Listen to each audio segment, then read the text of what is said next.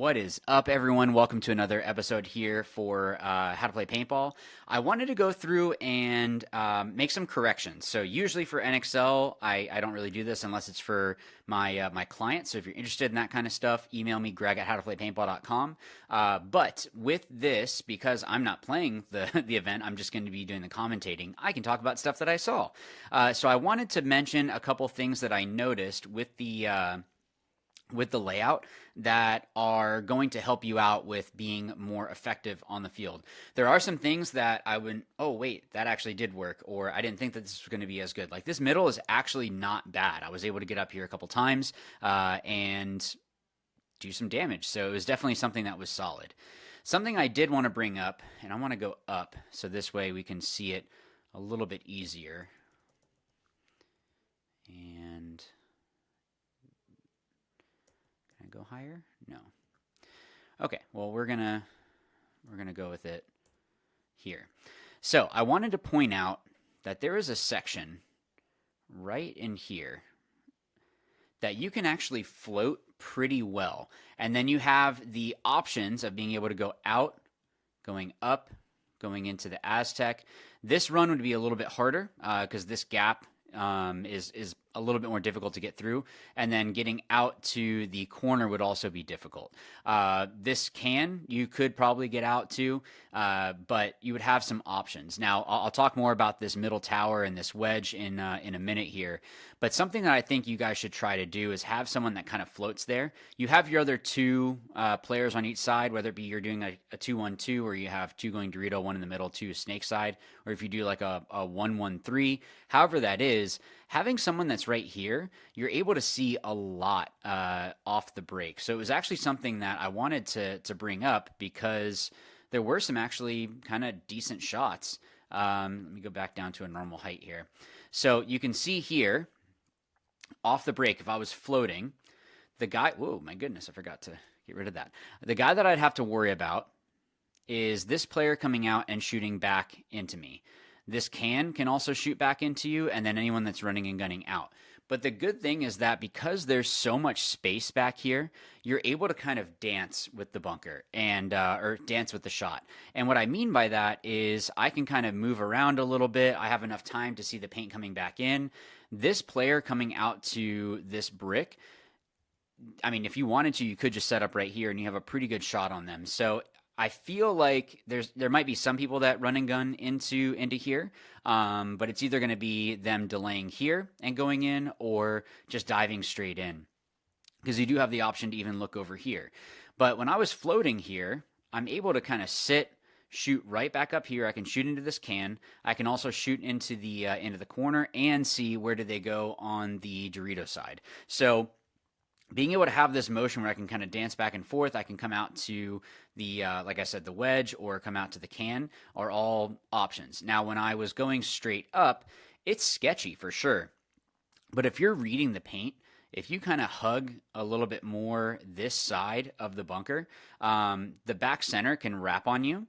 And the god, or this brick, this insert, if there is someone that's further in the corner, of course, they can shoot this way as well. But it's going to be more difficult for this person to wrap real hard. And if I'm coming straight up, I have a lot of space that I'm able to, it's actually a little bit safer of a move than I thought it was going to be. I was able to get here pretty easily. And the reason why getting here isn't a bad option is this shot. So you can shoot straight through here. And on our field, this gap was a little bit larger. But you can still shoot it even here. So you'd be able to shoot into this gap and stop the movement of the Dorito corner going into the Dorito, or at least be able to see it. Or if someone does get into this Aztec here, you can shoot right through here, and you can also shoot the outside. The other option is that if for some reason they haven't gone wide, you can sit right here and shoot this gap. And it's going to be very difficult for them to be able to get wide. I don't see that happening too often, but if they do, then okay, that's bad for them. This way on the snake side isn't as good. And the reason why I don't like this tower looking this way is really because, yeah, I have a little bit of a shot into the entrance of the snake, but if they hug this and go straight in, I have no clue until they wrap here and shoot me. at least here, when I was coming up, something that I did notice is I do have eyes on this gap. So I can at least look that way and see, is there someone going into the snake? If they go into the snake, you have a little bit of a blind shot here, and you can kind of play whack-a-mole a little bit, but you do have this gap. The only reason that I wouldn't want to have someone just posted this way is because now you're just dedicated on that gap. But if you are playing tight enough and you're posted Dorito way, and you're nice and tucked in, you have this gap still, and someone else can pick up on that job. So if I actually go into the snake, I can show you this a little bit as well. So if I got into, let's say, the snake 2 here and shot in, if this person is still posted that way, I don't really have a great shot. If I get here, it's getting better, but I have to, kind of like wrap and crouch. And where it's going to be the best is probably here. But let me get into, there's a way to be able to stop that. Now, if they do get past that snake 3 and get into here, that's when for sure you want to switch because you're going to die. So you need to switch or else it's not going to be a good time for you. Something else that I saw, and I played more the middle and Dorito side this past weekend, so I apologize for my snake players. I can at least still help you with who is it that you need to check off from just things that I saw.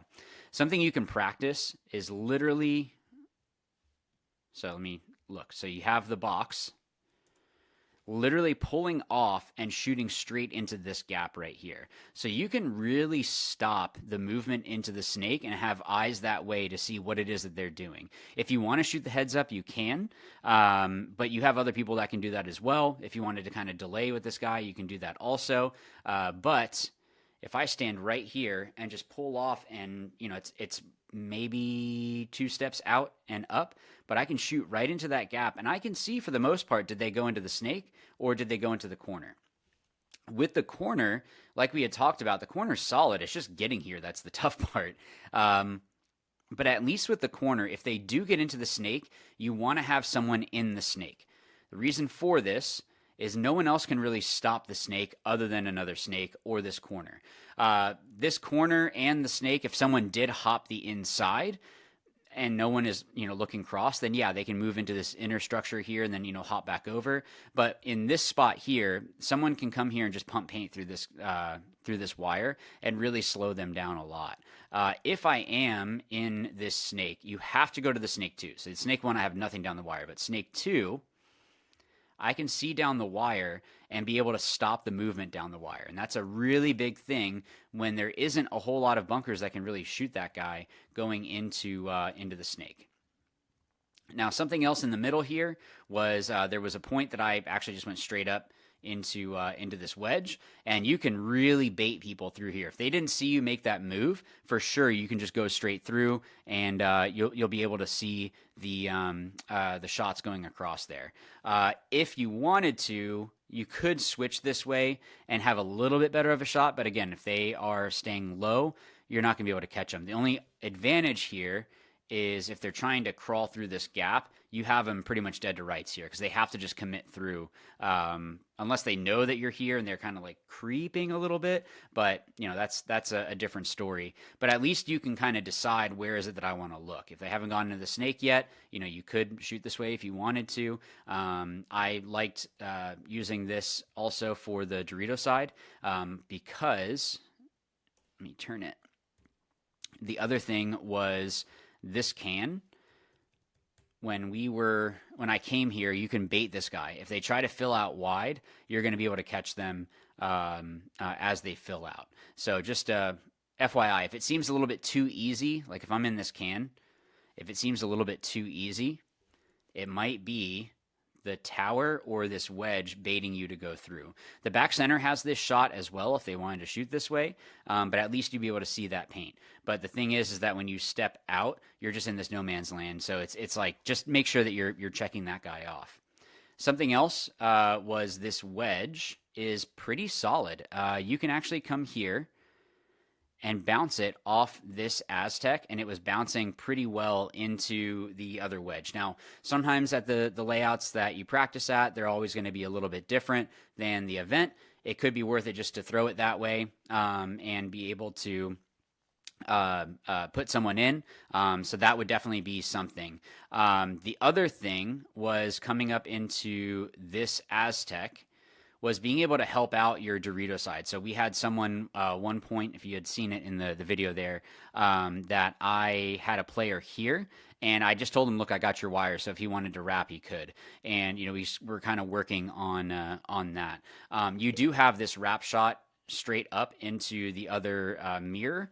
Find where it is. I can't remember exactly where you had to shoot on the bunker, but it did bounce enough in that it's going to freak that guy out and maybe allow your player to move a little bit further. Another thing for the, I was pressing the wrong button. Helps when I press the right one. Was this from the back center. And try this, because remember, sometimes it's the subtle differences that make a bounce work or not. Bouncing off this this pin was bouncing into the Aztec, and that bounced pretty well into there. Where was the other one? There was another one that we had found on accident.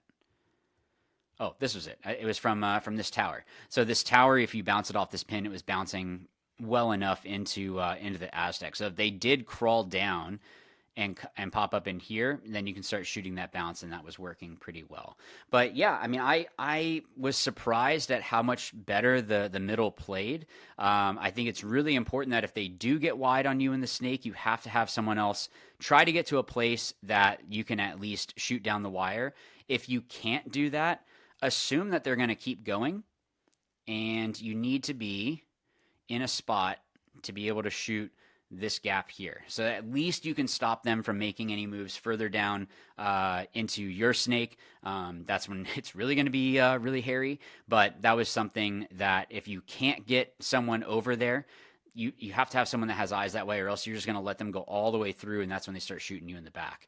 Was there anything else? I'm trying to remember, because I don't want to sign off without mentioning anything, or if I forgot anything. There probably is, and I apologize, but at least this is some information for you guys that will help you out.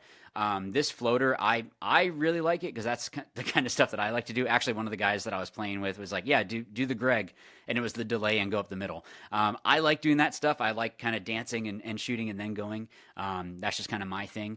But yeah, if there is someone, that was something. If there is someone that's doing that, if you take a step out and you can shoot straight back through here. So you're able to shoot back into that back center. And then if you're here, you can wrap and shoot back into here. It's not going to be a guarantee, but at least if it makes them kind of stutter and then they can't get a good shot, it's going to make it more difficult. So the other thing that we had done one time was double up this back center. So someone was shooting heads up, and I was shooting the Dorito side.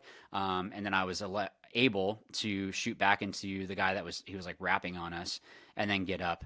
But in this situation, I can shoot the cross into the Dorito corner. He can shoot they can shoot the shot into the snake corner or the snake, and be able to kind of at least have eyes that way of how deep did they go. I didn't play the snake side this past weekend, so I apologize again for my snake players. But if there's anything else that you guys notice, please put it in the comments down below. I also fully understand if you don't want to put anything because you're worried that someone that you guys are playing might notice this. But yeah, so if there is something that you want to share, by all means, go ahead. If you don't, then don't. But I'll see you guys in the next video. And as always, remember, watch, learn, win. Thanks.